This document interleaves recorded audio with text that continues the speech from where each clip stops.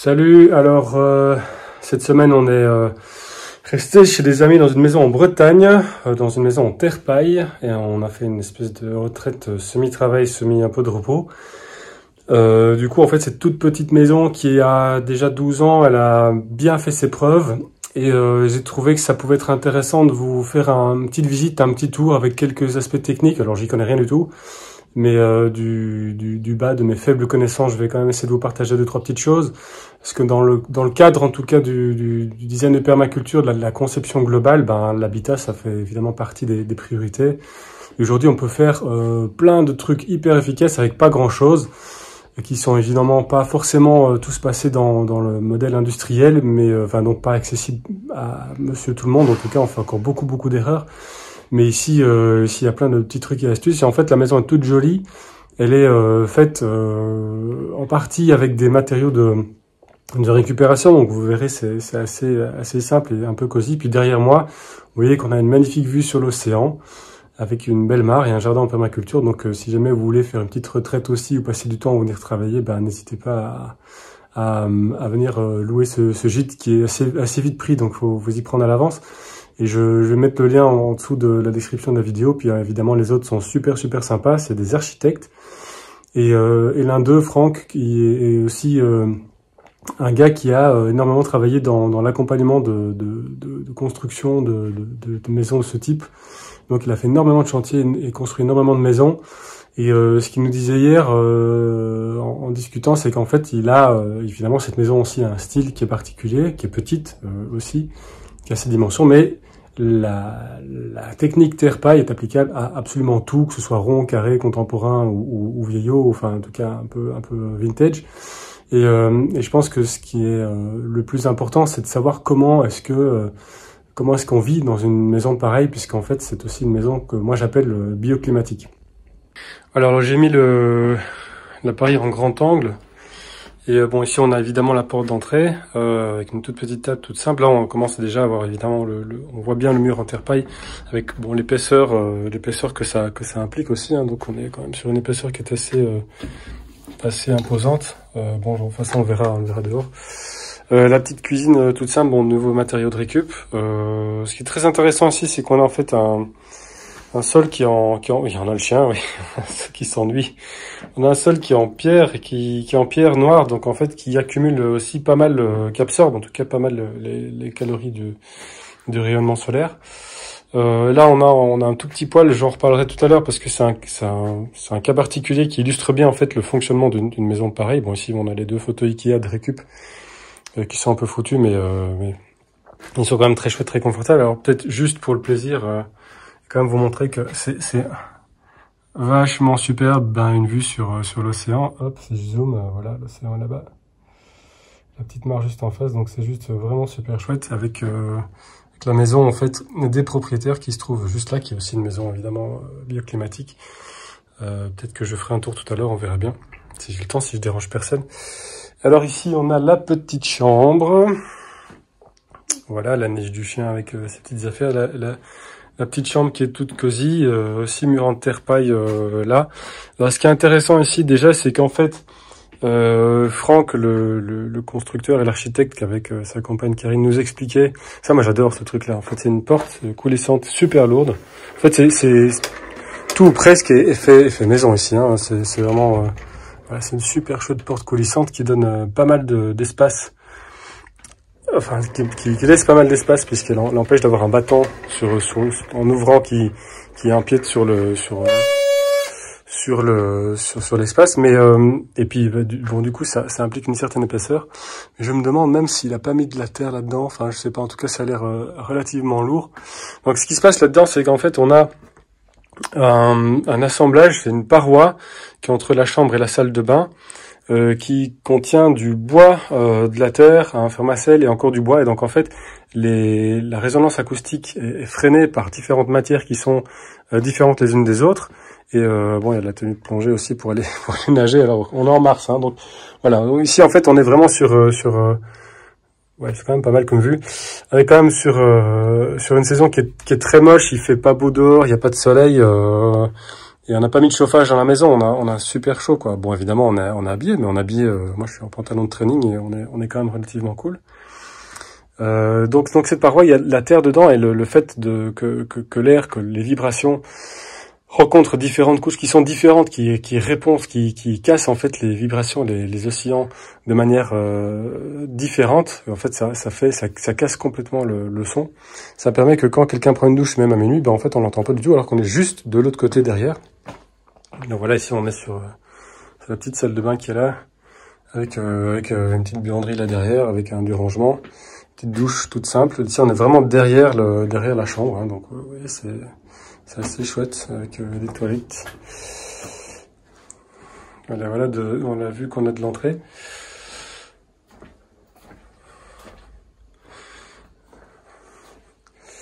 Et donc du coup, moi ce que je trouve assez génial, c'est le caractère vraiment bioclimatique. Donc il y a le matériau de construction qui est en terre paille, hein, donc ici on voit bien.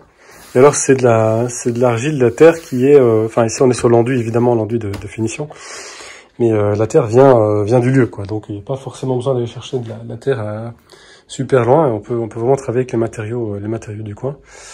Ce qui se passe dans ce coin-là spécifiquement, c'est qu'en fait il y a pour éviter tout risque de combustion, d'incendie, en fait, Franck, il a pas mis de la paille à l'arrière. Ce qu'il a fait, c'est qu'il a mis 2 grosses couches de liège de 4 cm chacune, donc ça fait 8 cm, qui sont superposées, qui font l'arrondi.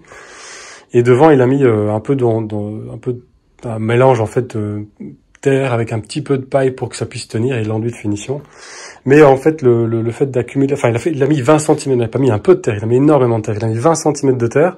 Ce qui fait quoi? Ce qui fait qu'en fait, dès que ceci chauffe, d'abord, il y a le rayonnement qui permet à la cheminée, qui passe partout, en fait, de rayonner de la chaleur dans toute la maison, parce qu'on a encore ce magnifique tout petit étage, tout mignon, tout sympa. Donc on a une diffusion de la chaleur qui est immédiate. Grâce au rayonnement. Et puis on a toute l'accumulation dans la masse du mur, sur les 20 cm de terre, qui en fait va accumuler les calories petit à petit, progressivement, et va les restituer, qui va garder ces calories pendant un sérieux moment. Donc en fait là on a fait un feu hier soir, et parce qu'il faisait un peu froid, enfin non il faisait pas froid, il faisait cru, on avait un petit dîner entre amis. Et on n'aurait même pas eu besoin, puisque finalement, en fait, on avait trop chaud hier. Et le problème de l'avantage, l'inconvénient de l'avantage de la maison en terre paille, en fait, d'une restitution calorifique lente, en fait, tout l'effet de masse, hein, c'est l'accumulation dans la masse, c'est qu'une fois que les calories sont accumulées, enfin, sont accumulées dans la masse, ben, elles vont se restituer. Et ça, vous n'avez pas le choix. La seule manière de pouvoir diminuer la chaleur, en tout cas de réduire, de réguler cette chaleur, c'est d'ouvrir les fenêtres. Donc qu'est-ce qu'on a fait hier soir? C'est qu'on avait trop chaud, et donc on a fait un courant d'air entre cette fenêtre-ci et cette fenêtre-là, puisqu'on n'en pouvait plus, quoi. On n'aurait jamais pu dormir dans une température pareille, il faisait 25 ou 27 degrés, alors qu'on a mis, mais juste, faut voir les bûches, quoi. Hein. Là, il y en a plus beaucoup, mais on a mis 5 bûches, pas plus grandes que ça. Vous voyez, hein, même avec la déformation du grand angle ici, voilà quoi, voilà ce que ça donne sur le poêle. Et 5 ou 6 bûches, c'est absolument ridicule. Donc on a juste fait une flambée, parce il faisait un peu moins chaud en fin de journée, et puis voilà, on mourait de chaud. Dès qu'il y a un petit rayon de soleil ici, en fait, ça chauffe pour 2 jours. Puisque de nouveau, en fait, on a cet effet, l'effet, on appelle l'effet de serre, hein, c'est-à-dire qu'on a une accumulation par le rayonnement solaire. Donc, donc ça, c'est en fait, on a une réponse qui est extrêmement rapide, c'est-à-dire que dès qu'il y a une calorie solaire qui traverse la vitre, du coup, elle est capturée à l'intérieur. Mais dès qu'elle est capturée à l'intérieur, en fait, elle est absorbée par ce sol, qui est aussi d'ailleurs un sol très intéressant, et absorbé par les murs. Et donc en fait, elle est conservée. Ce qui fait que c'est pas non seulement ça chauffe vite et ça refroidit vite, mais ça chauffe vite, ça s'accumule et ça dure longtemps. Et ça, c'est vraiment, c'est formidable, quoi. On a vraiment une maison qui est très, très agréable à vivre, qui est sèche, qui est pas humide, enfin, elle est pas ultra sèche non plus. Elle est vraiment bien tempérée. Alors ce sol ici, en fait, il est On est quand même sur un sol, enfin un sol initial, un sol comme ce qu'il y a là, hein, évidemment, qui est assez spongieux, qui peut être vite très détrempé en hiver, parce quand il pleut beaucoup. Et ici, en fait, ce qu'il y a, c'est que la fondation en dessous de ces dalles, elle est suffisamment absorbante. Je demanderai à Franck des détails parce que moi, je suis pas super calé là-dedans. Mais en tout cas, ça nous donne un sol qui est sec, on peut marcher à pieds nus sans aucun problème, qui ne soigne pas, qui n'est pas capillaire. Ce qu'on a par exemple dans notre maison habituelle, là, dans une vieille ferme. Et le problème de cette vieille ferme, c'est qu'on a un sol qui est extrêmement... un carrelage qui est quasiment directement au sol. Et donc en fait, même quand on chauffe le poêle à fond, eh ben, on a froid. On a quand même un sol qui est cru, qui est froid, qui nous pénètre jusqu'aux genoux. Et ça, je crois que c'est vraiment une super avancée d'avoir cette isolation au niveau du sol. Voilà, donc en fait, ça fait ça fait une semaine qu'on est là, on a à peine mis du chauffage. Mais j'aime aussi bien ce tout petit escalier qui monte de manière assez abrupte, mais qui est très praticable. Et là, hop. Donc on va peut-être monter, visiter les espaces. Alors les espaces en haut sont assez peu utilisés. Avant, c'était bureau et chambre des enfants, donc je vais juste vous faire visiter parce que c'est joli. Donc là maintenant, on s'apprête à monter ce petit escalier. Hop. Voilà, alors le dessus n'est pas rangé préparé puisqu'il sert moins qu'avant. Cette maison était une maison d'habitation avant, puis elle était mise en location d'habitation, puis maintenant elle est en gîte, donc profitez-en.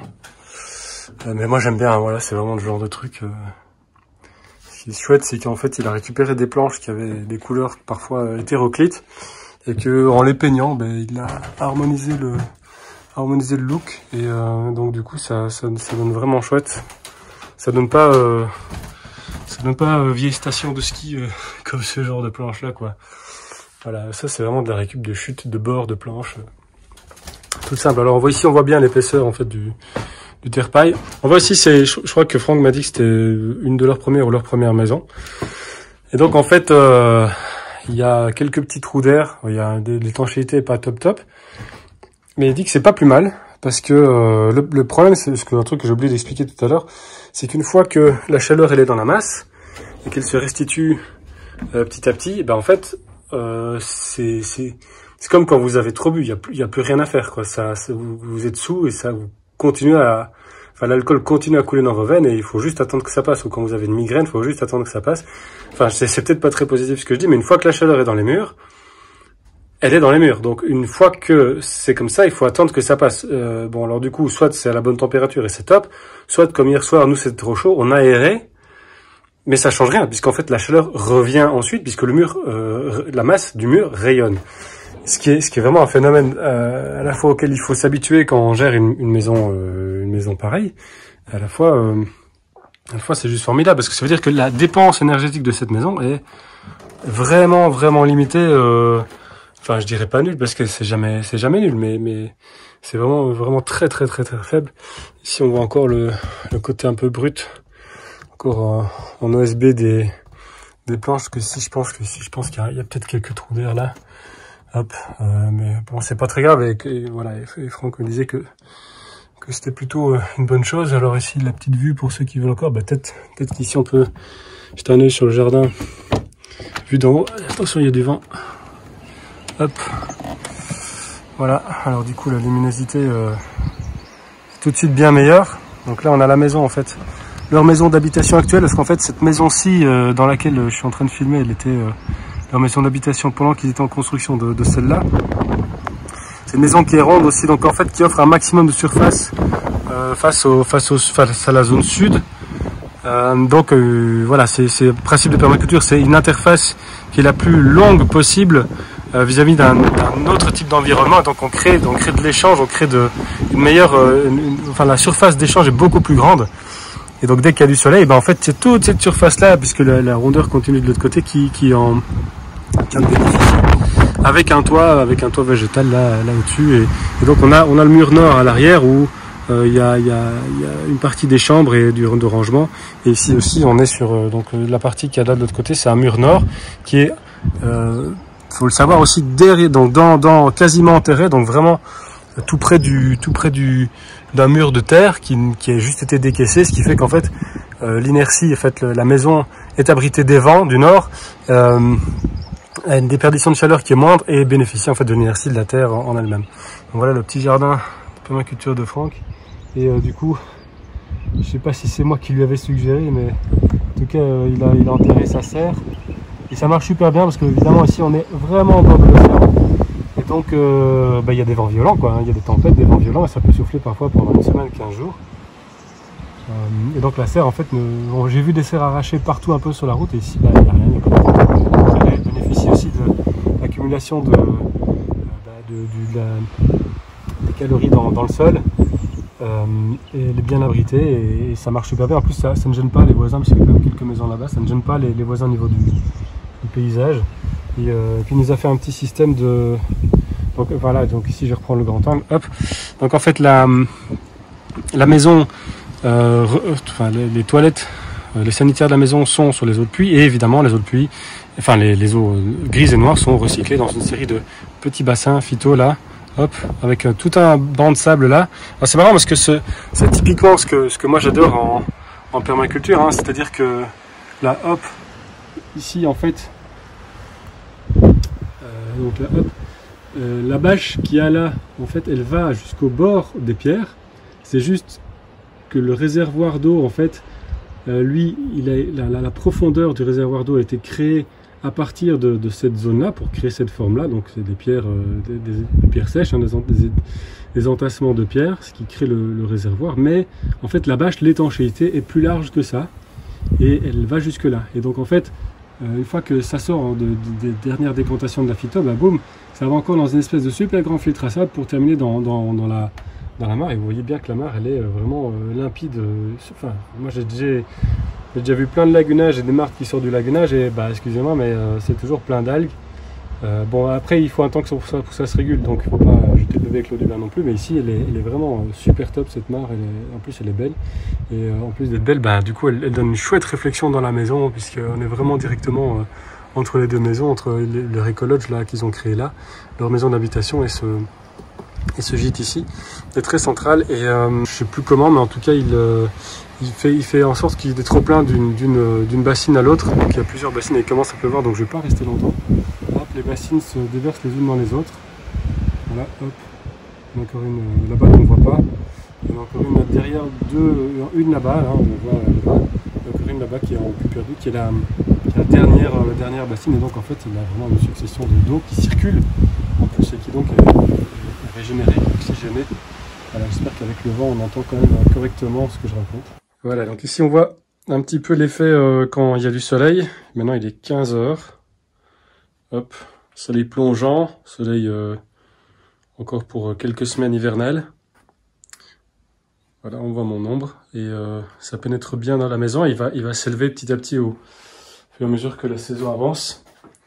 Et il frappe les murs, il frappe le sol qui est noir. Donc le sol, ce sont des anciennes ardoises que Franck et Karine ont récupérées chez le voisin, un toit qui s'est envolé à cause d'une tempête. Et voilà, hyper agréable. Il fait très chaud, hein. Donc dès que le soleil est là, c'est bon, quoi. Il fait 20 degrés. Et alors le plus cool, c'est que ça reste, ça s'accumule et ça reste dans toute la maison. Voilà, c'est très très simple. En tout cas, c'est simple à vivre, mais c'est pas encore tout à fait dans les habitudes de construction. Alors pourquoi j'ai bugué sur une maison bioclimatique? En fait, moi, je trouve que la bioclimatique, c'est une vraie réponse aux défis, aux challenges et aux possibilités d'aujourd'hui et de demain. C'est tout à fait en lien avec les principes de permaculture, c'est-à-dire qu'on n'est pas en train de déposer une espèce de maison toute faite, toute conceptualisée, maison passive, maison classique, peu importe, sur un lieu. Une maison bioclimatique s'adapte au contexte, elle va prendre en compte les microclimats, elle va prendre en compte le sol. Le rendu, c'est une expérience qui est très chaleureuse, avec un sol qui est très agréable, même à pieds nus, même en hiver, même quand il pleut. Il faut juste peut-être faire attention à l'effet de masse. En fait, dès qu'on commence à chauffer, ou dès que le soleil chauffe, enfin dès que le soleil chauffe, en fait, c'est ça qui est vraiment top, c'est que la pièce se tempère complètement et permet d'avoir un confort d'utilisation qui est tout à fait transparent, c'est-à-dire qu'on n'est pas ni trop chaud ni trop froid, ni trop humide ni trop sec. Maintenant, si on commence à ajouter des calories avec un poêle, eh ben évidemment, la masse va accumuler ses calories et va les restituer beaucoup plus progressivement. Et une fois que c'est lancé, ben ça ne s'arrête pas. Voilà, donc il faut pouvoir bien anticiper. Et je pense que c'est ça qui est aussi très intéressant dans le cadre de vivre avec son environnement, vivre dans un cadre de permaculture, peu importe comment on l'appelle. C'est de pas, pour moi en tout cas, de pas se baser sur un habitat qui est technologique, qui fonctionne avec son smartphone, qui est programmable, mais quelque chose de vivant, d'adaptable, qui nous demande aussi d'être vraiment dans notre contexte naturel avec nos habitudes et la réponse en fait qu'ont les matériaux vis-à-vis de notre confort d'utilisation, de nos besoins au quotidien. Aussi, ce qui m'a marqué, en fait, c'est la simplicité de tous les matériaux, la possibilité de se fournir, bon, ça dépend de la région, mais de se fournir de manière assez directe avec ce qu'on trouve sur place, ou de faire pouvoir se permettre des improvisations, ce qu'on peut pas se permettre sur notre maison.